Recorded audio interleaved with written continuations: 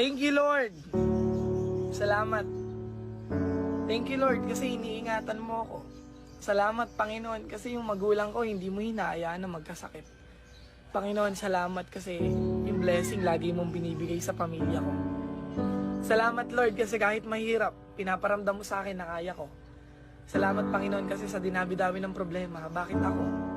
Salamat, Panginoon, kasi china-challenge mo yung buhay ko. Alam niyo po, ikaw na nanonood, minsan magpasalamat ka sa Panginoon.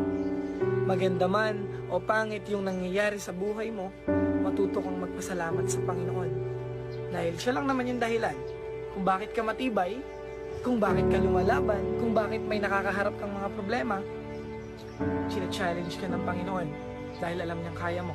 Alam niyang mapagtatagumpayan mo. Kaya thank you, Lord. Salamat, Panginoon, kasi makulit man ako, nakakalimutan ko man madalas